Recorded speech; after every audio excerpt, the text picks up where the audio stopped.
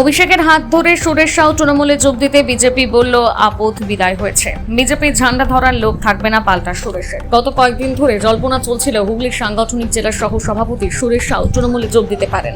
অবশেষে আজ ডানলপ মাঠে সর্বভারতীয় তৃণমূলের সাধারণ সম্পাদক অভিষেক বন্দ্যোপাধ্যায়ের হাত ধরে তৃণমূলে যোগ দিলেন সুরেশ সাউ। তার সঙ্গে আরও বেশ কয়েকজন তৃণমূল নেতা যোগ দেন।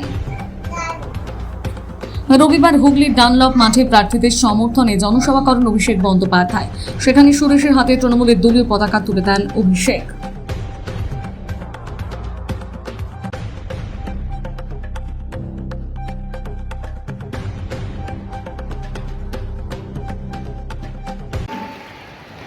মোদীবাবু আর অমিত শাহের চ্যালেঞ্জ, বিজেপির প্রার্থী যখন এখানে আসবে ভোট চাইতে 19 থেকে 24 এই হুগলিতে বিজেপির সাংসদ প্রতিনিধি ছিলেন, কি কাজ করেছে তার হিসাব দিতে হবে।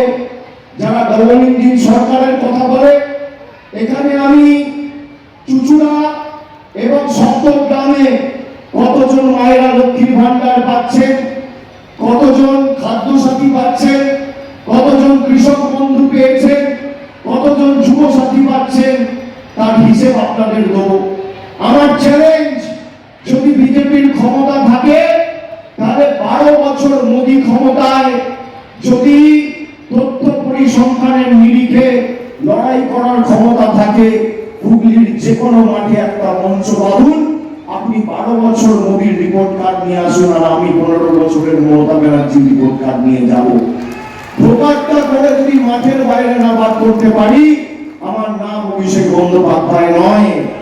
আমার চ্যালেঞ্জ, যদি বিজেপি দেখাতে পারে 5 বছরে, মায়েরা শুনুন, একটা গরিব মানুষের অ্যাকাউন্টে বাড়ির জন্য বিজেপি 5 পয়সা দিয়েছে, আমি হুগলিতে কোনোদিন আপনাদের কাছে তৃণমূলের হয়ে ভোট চাইতে আসবো না। যদি বিজেপি প্রমাণ করতে পারে 2021-এ বাংলায় হারার পর একটা মানুষকে 100 দিনের টাকা পৌঁছে দিয়েছে, আমি তৃণমূলের হয়ে প্রচার করতে আসবো না। আমাদের সরকার প্রতি বছর 38,000 কোটি টাকা খরচ করে লক্ষ্মীর ভান্ডার দিচ্ছে। এই সপ্তগ্রাম বিধানসভায় প্রতি মাসে 68,000 মায়েরা, আর চুচুড়া বিধানসভায় 78,000 মায়েরা, দিদিরা প্রতি মাসে লক্ষ্মীর ভান্ডার পাচ্ছেন। এর মধ্যে 10 পয়সা মোদী সরকারের কোনো অবদান নেই। আমি যদি চুচুড়ার ক্ষেত্রে চুচুড়া ইমামবাড়া হাসপাতালে আধুনিক মানের আইসিইউ ইউনিট, অত্যাধুনিক যন্ত্রপাতি বসানো থেকে শুরু করে উন্নত মানের চিকিৎসা চালু করা থেকে শুরু করে কে করেছেন? আমাদের সরকার করেছে। এরপর পথশ্রী প্রকল্পের রাস্তা বিভিন্ন জায়গায়, চুচুড়াতে প্রায় 25 কোটি টাকা খরচা করে গ্রামীণ ব্লক এলাকাগুলোতে পথশ্রী রাস্তা হয়েছে, আর 35 কোটি টাকা খরচ করে সপ্তগ্রাম বিধানসভায় আমরা রাস্তা করেছি। কোর্ট চত্বর, ডিএম বাংলোর দিকে গঙ্গার পাড়ের সৌন্দর্যায়ন আমাদের সরকার করেছে।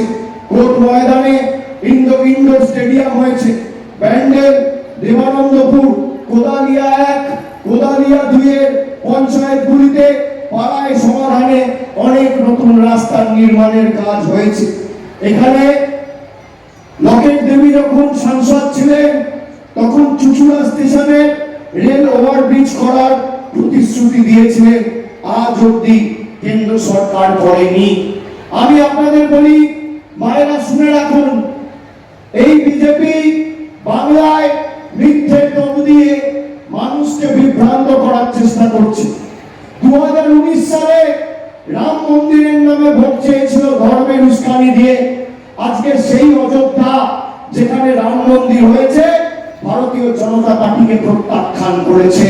সেই অযোধ্যায় বিজেপির শোচনীয় ফল হয়েছে, আপনারা দেখেছেন। যারা ধর্মের ভিত্তিতে রাজনীতি করে তারা রাজনৈতিকভাবে দেউলিয়া। আমরা রাজনীতি করি কর্মের ভিত্তিতে, আর বিজেপি রাজনীতি করে ধর্মের ভিত্তিতে। মোদিজি বলছে পাল্টানো দরকার। কি পাল্টানো দরকার? মোদিজি এমন পরিবর্তন বিজেপি বাংলায় আনতে চায় যেখানে শুধু এসআইআর এর নামে লাইনে আপনাদের দাঁড় করিয়ে ক্ষান্ত থাকবে না। আপনি কি খাবেন, কোন রঙের জামা পরবেন, কি পাড়ের শাড়ি পরবেন, ডিম খাবেন, মাছ খাবেন, মাংস খাবেন, নিদান দেবে বিজেপি দিল্লি, গুজরাট, মধ্যপ্রদেশের নেতারা। তারা বাংলাকে যেভাবে ছোট করেছে, আগামী 29 তারিখ লাইনের দাঁড়িয়ে জবাবটা লাইনের বিরুদ্ধে দিতে হবে। কখনো এসআইআর এর নামে লাইন, কখনো লকডাউনের নামে লাইন, কখনো এনআরসি নামে লাইন, কখনো নোটবন্দির নামে লাইন, কখনো এলপিজির নামে লাইন। আগামী 29 তারিখ গরম বেশি পড়লেও, কষ্ট হলেও লাইনে দাঁড়িয়ে লাইনের বিরুদ্ধে জবাব দিতে হবে। হিন্দিতে একটা কথা আছে, 100 সোনার কি, 1 লোহার কি, ঝেকড়া টুকটাক, কামানের এক ঘা। আপনি সেই এক কোপ আর এক ঘা মারার সুযোগ আগামী 29 তারিখ পাবেন। এমন ভাবে জবাব দিতে হবে, 4 তারিখ ভোট বাক্স খুলবে আর বাংলা বিরোধী বহিরাগত নেতাগুলো পদ্ম ফুলের জায়গায় যেন চোখে সর্ষে ফুল দেখে। এদের এমন ভাবে জবাব দিতে হবে। এতদিন আঁকড়ে ধরে বসেছিলেন, আজকে হঠাৎ ছেড়ে দিলেন, অভিষেকের হাত ধরে যোগদান করলেন তৃণমূলে, কি বলবেন? দলটা তো করেছিলাম, পরপর যে সকল ভুল ত্রুটিগুলো আমরা দেখতে পাচ্ছি সেগুলো খুব বেদনাদায়ক। কোনো একটা সময় গিয়ে এটা বুঝতে পারছি যে আমরা যারা এত কষ্ট করে দলটা করছিলাম, আমাদের মতন যারা কর্মীরা রয়েছে এই মানসিকতা নিয়ে, তাদের সঙ্গে প্রতিনিয়ত যেভাবে প্রতারণা হচ্ছে, তো সেই জায়গায় দাঁড়িয়ে আমরাই যদি প্রতারিত হই, তাহলে সাধারণ মানুষের সঙ্গে কিরকম আচরণ হবে আগামী দিন, তার কারণে বেরিয়ে গেলাম। আপনি বলতে চাইছেন যে বিজেপি কি প্রতারকের দল? থেকে তো আর সহজ উত্তর তো আর হয়ই না। যদি আমাদের সঙ্গে যারা আমরা এই দলটাকে তুলে ধরছি, যদি আমাদের সঙ্গে যদি এরকম হয়, তাহলে সাধারণ মানুষের সঙ্গে কিরকম হবে, সেটাই বিষয় হয়ে গেছে, যার কারণে বেরিয়ে গেলাম।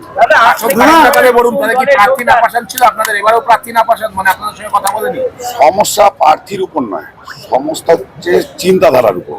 যারা এই নির্ণয় করছে, যারা এই চিন্তাধারাগুলো নিচ্ছে, প্রতিনিয়ত একের পর এক চলছে, মানে আজকে থেকে নয়, চলেই যাচ্ছে।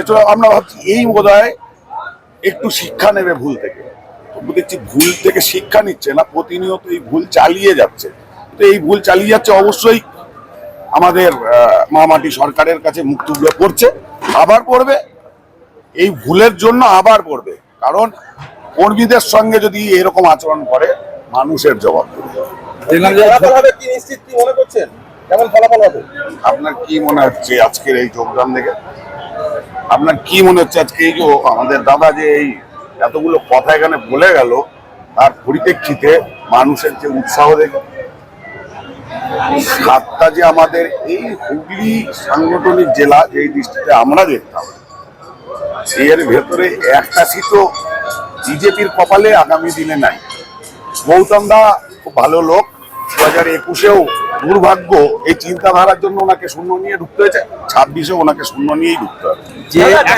কর্মসূচিতে এগুলো স্বাভাবিক বিষয়, ঠিক আছে। আমরা ওই কেস নিতে অবশ্যই প্রস্তুত থাকি। তো সেই কেস হয়েছে, আগামী দিন দেখা যাবে, আইনের পথে চলবে, যেরকম হয়। আমার কি কেউ টাইম না নিয়েছে নাকি? যে মুখে টাইম না নিয়েছে, আপনি এক সময় চাপে পড়ে কিসের চাপ? এত বিচার এত ভালো, এখানে আর আলাদাভাবে কাউকে চাপ দিতে হয় না, অটোমেটিক চাপ তৈরি হয়ে যায়, যার কারণে বেরিয়ে আসে। উন্নয়ন দেখে এলেন না মানে বিজেপির নীতির বিরুদ্ধে এলেন? কোনো উন্নয়ন নিয়ে আমার কোনো বাড়ি বাড়িতে একটা রিপ্লেট যাচ্ছে, দেখছেন? কেন্দ্রের সরকার আর হচ্ছে রাজ্যের সরকার মানুষকে কি কি সুযোগ সুবিধা দিয়েছে, একটা রিপ্লেট যাচ্ছে, সেখানে টিক মারতে বলছে। আমরা বিজেপির একটি কার্যকর্তা ওখানে হুবড়ি খেয়ে পড়ছি। আমরা সেদিনকে বসে বিচার করছিলাম যে কোনটায় আমাদের সাধারণ মানুষ সুযোগ সুবিধা পায়। তখন আমরা বারবার দেখছিলাম আমাদের হাতগুলো সব মামাটি সরকারের দিকে চলে যাচ্ছে টিক মারার জন্য। সুতরাং বলার কোনো জায়গা রাখে না। 4 তারিখ মামাটি মানুষের সরকারি গঠন হবে।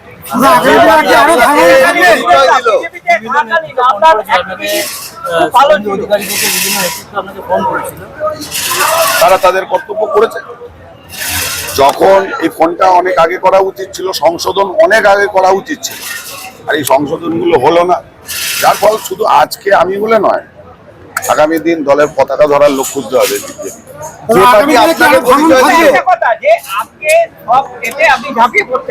নতুন দল আজ থেকে পথ চলা শুরু, সেখানে কতটা আপনি অ্যাক্টিভ ভাবে লড়বেন? প্রত্যেকটা বিষয়ে যেগুলো আপনারা দেখেছেন সেগুলো সব মানুষের জন্য, মানুষের জন্য যতদূর যেতে হয়। আমি এরকম যা পরিস্থিতি দেখছি, মামাটি সরকার যতটুকু এগোচ্ছে আমাদের নজরে সেরকম সরকার কোনো রাজ্যে আমরা এই মুহূর্তে দেখতে পাচ্ছি।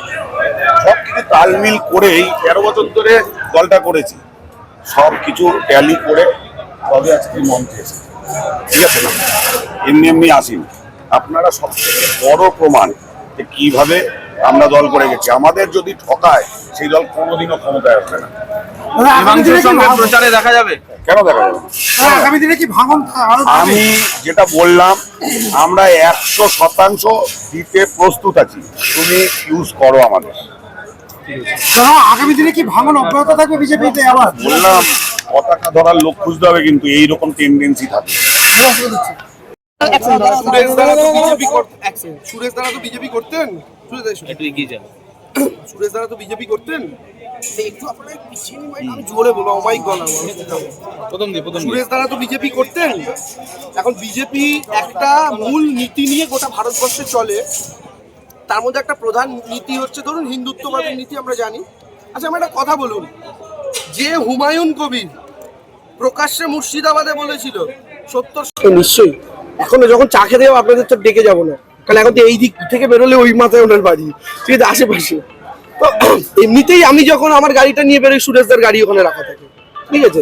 তো ফলে ঠিক আছে, এখন তো নিয়মিতই চা খাওয়া হবে, আর শুধু বাড়িতে গিয়ে চা খাওয়া হবে, এখন রাস্তায় বসে বসে চায়ের দোকানে বসে একসাথে চা খাওয়া হবে। নলডাঙ্গা স্থায়ী ঠিকানা লাভ হলো। একদম নলডাঙ্গায় স্থায়ী ঠিকানা। আমি তো প্রথম থেকেই বলছি আমি নলডাঙ্গাতে থাকতে চাই, নলডাঙ্গাতে থাকবো। সুরেশদারও বাড়ি নলডাঙ্গাতে, তো স্বাভাবিকভাবে এখন নলডাঙ্গা একটা সেন্টার পয়েন্ট হয়ে গেল সেই জায়গা থেকে দেখতে গেলে, তো ভালোই হলো। যোগদানের আগে কোনোদিন কথা বা কোনো আলাপ হয়েছিল? না না, আমার সাথে হয়নি, ডিরেক্ট আমার সাথে হয়নি, আমার সাথে ডিরেক্ট এই মঞ্চেই হলো, ঠিক আছে।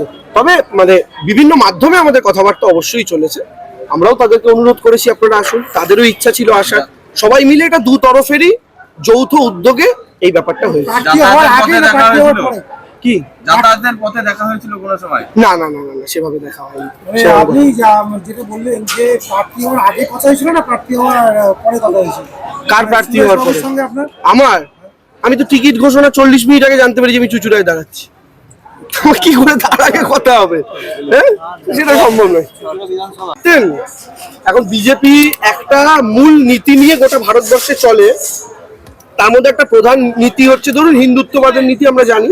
আচ্ছা আমার একটা কথা বলুন, যে হুমায়ুন কবির প্রকাশ্যে মুর্শিদাবাদে বলেছিল 70% হিন্দুদের কেটে ভাসিয়ে দিতে পারি, আজকে স্টিং অপারেশনে যখন দেখা যাচ্ছে সেই শুভেন্দু, সেই হুমায়ুন কবিরের সঙ্গে বিজেপির বড় বড় নেতারা মিটিং করছেন শুধু তৃণমূলকে হারানোর জন্য, সেই জায়গা থেকে কি এইটা প্রমাণ হয় না যে বিজেপির হিন্দুত্ববাদের বক্তব্য শুধুমাত্র ওই কুম্ভীরাশ্রু, কুমিরের চোখের জল?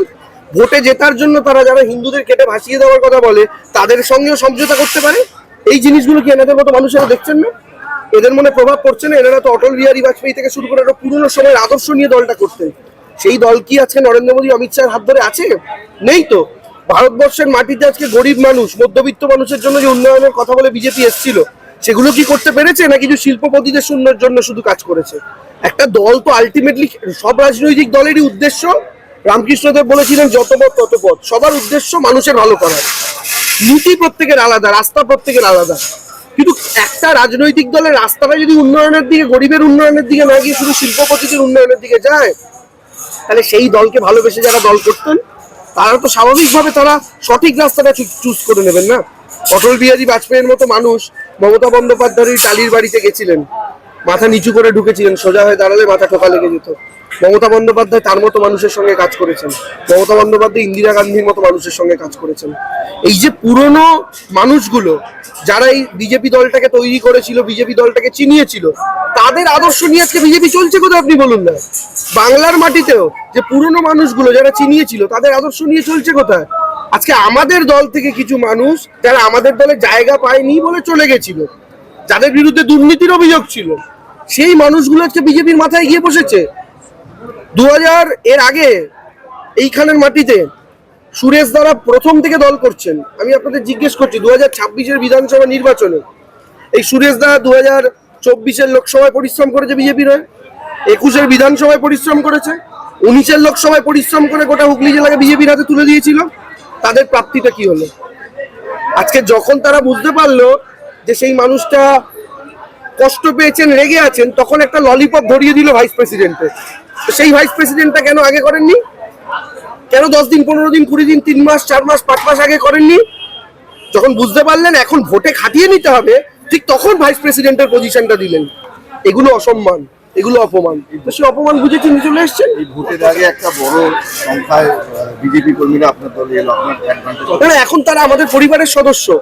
আমরা একসাথে সবাই মিলে কাজ করে বাংলাকে, হুগলি লোকসভাকে, চুচুড়াকে, সপ্তগ্রামকে শ্রেষ্ঠ বানাবো। এটা আমাদের কাজ। আমরা সবাই মিলে শ্রেষ্ঠ বানাবো। রাজ্যের উন্নয়ন মানুষের কাছে যেন আরো পৌঁছয়, সেই চেষ্টা আমাদের থাকবে এবং আমরা প্রত্যেকে মিলে একটা টিম হয়ে কাজ করবো। আজকে সুরেশ দ্বারা সেই টিমের পার্ট, আমরা সবাই সেই টিমের পার্ট। আমাদের সকলের লক্ষ্য একটা, চুচুড়া, সপ্তগ্রাম এবং অ্যাজল হুগলি লোকসভাকে শ্রেষ্ঠ বানানো। সেই লক্ষ্যে আমরা সবাই কাজ করবো।